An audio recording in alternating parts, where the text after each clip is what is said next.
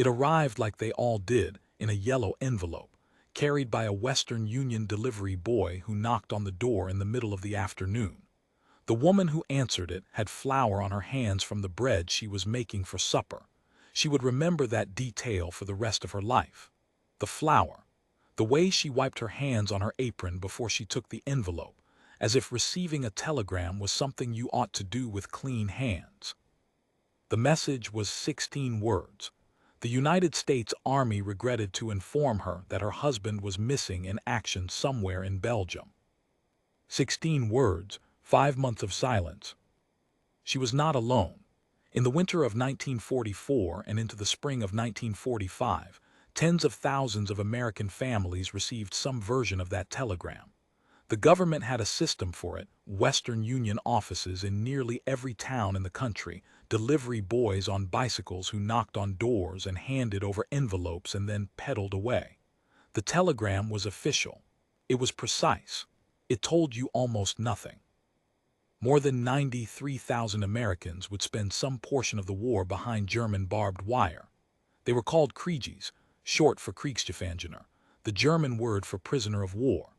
They were held in a network of nearly 100 camps spread across German-occupied territory, from the Baltic coast to the Bavarian hills. And more than 23,000 of them arrived in the German camp system in a matter of weeks, swallowed up by a single catastrophic battle. On December 16, 1944, Hitler made his last gamble. 200,000 German troops, assembled in secret, struck through the dense Ardennes forest on a 75-mile front held thinly by American divisions, some of them inexperienced, many of them exhausted from weeks of prior fighting. In the confusion of the first days, before the Allied lines could be reinforced, before Patton could swing his Third Army north, before the skies cleared and Allied air power could intervene, tens of thousands of American soldiers were cut off, overrun, or captured. The Battle of the Bulge, the largest and bloodiest battle the United States Army fought in the entire Second World War, accounted for roughly 10% of all American combat casualties in the conflict. And it filled the German camps with new men just as the camps themselves were beginning to crack. He was one of those men, though the names are lost to us, as they are for most of the tens of thousands who made this journey. Scenes like his played out across an entire generation of American soldiers.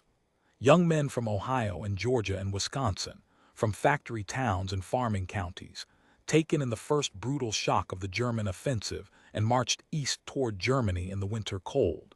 He had been a soldier for less than a year when the Germans caught him.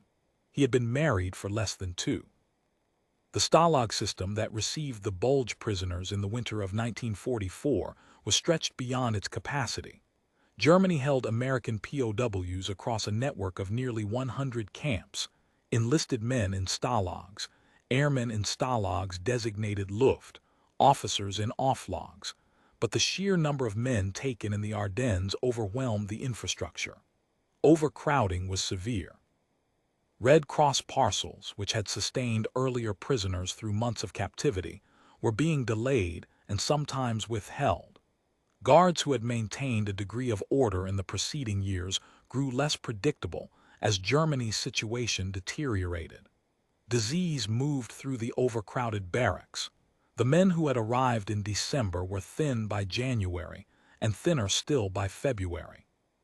They counted their days by the sound of the war moving closer and by the rumors that circulated through the compounds, the state of the Allied advance, the direction of the Soviet push from the east, the degree to which their guards seemed distracted or nervous.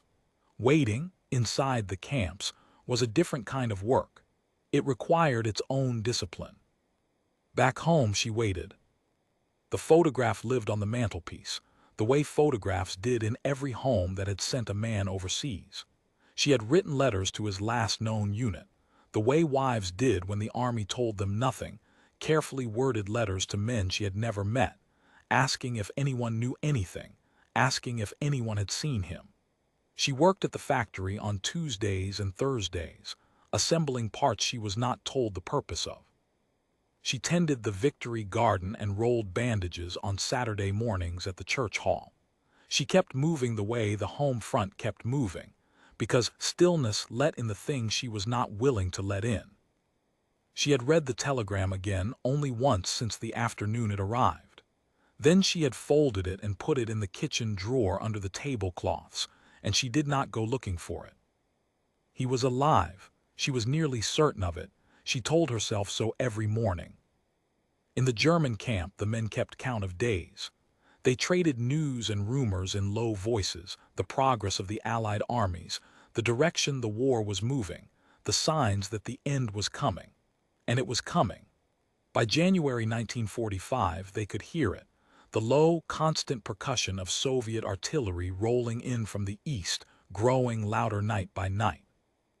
The Germans heard it too.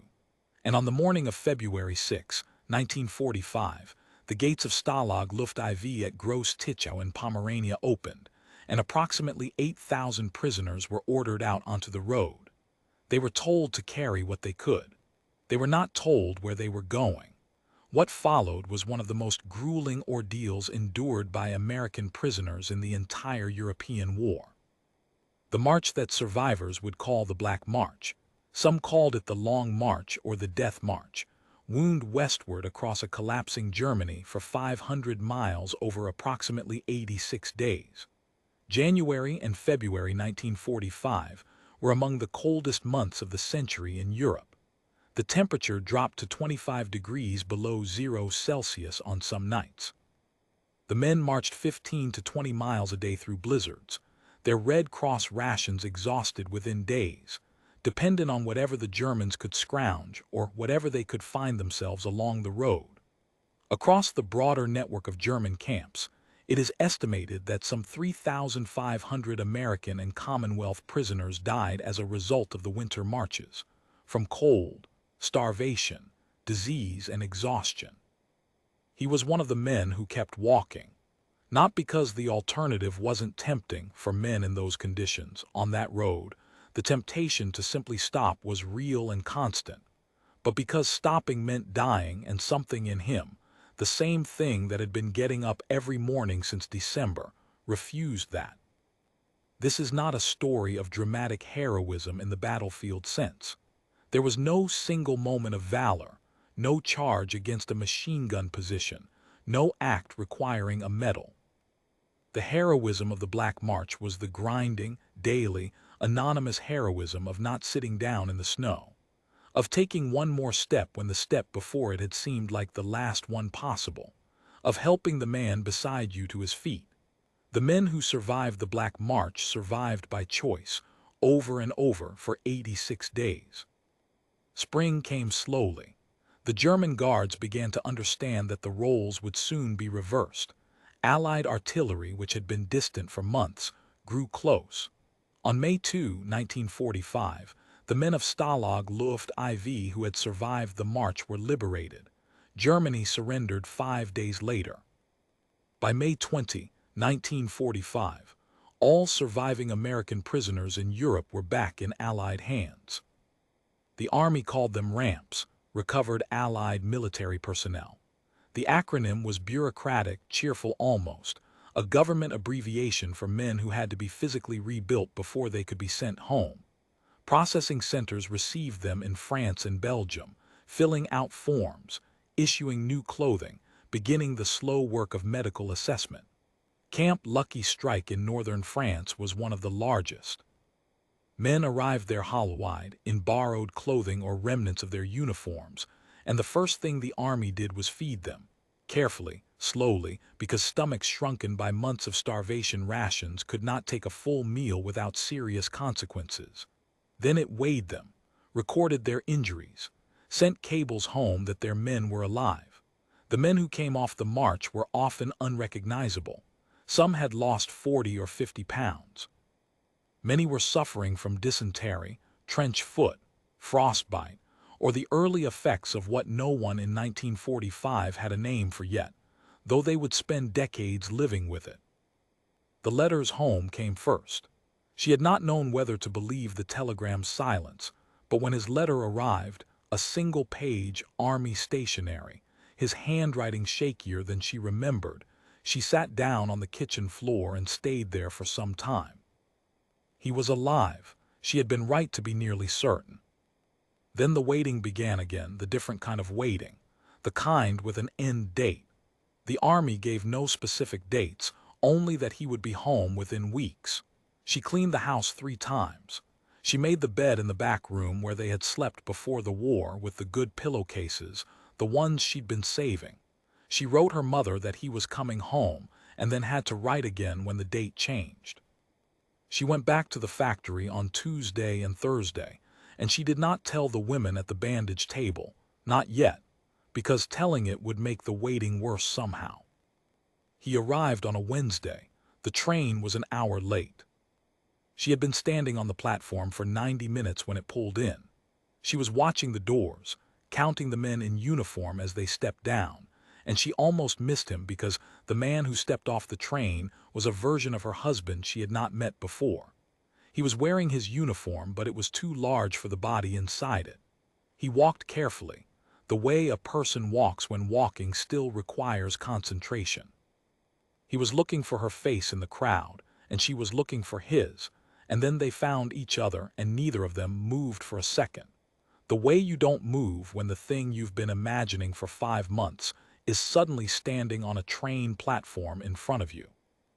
They held each other for a long time on that platform. What she did not know yet, what none of the wives waiting on platforms across America could have known, watching their men step off trains in the spring of 1945, was that the reunion was not the end of the story. It was not even the beginning of the end. It was, for most of these men and most of these families, simply the beginning of the next chapter, which would be harder than the home front had prepared them for and longer than anyone expected.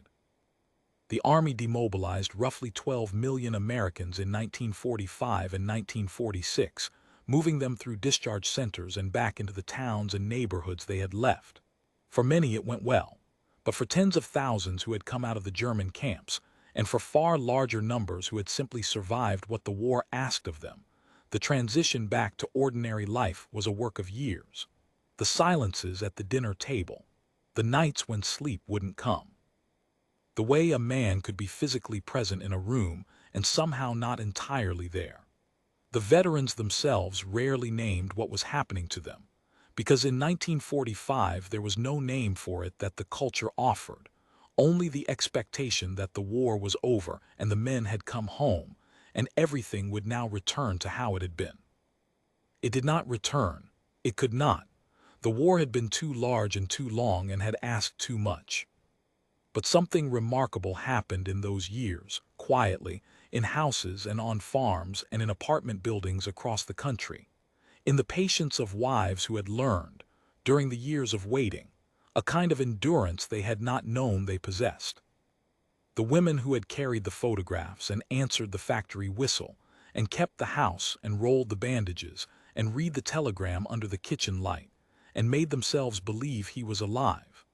Those women brought that same endurance to the harder, quieter work of helping a man find his way back.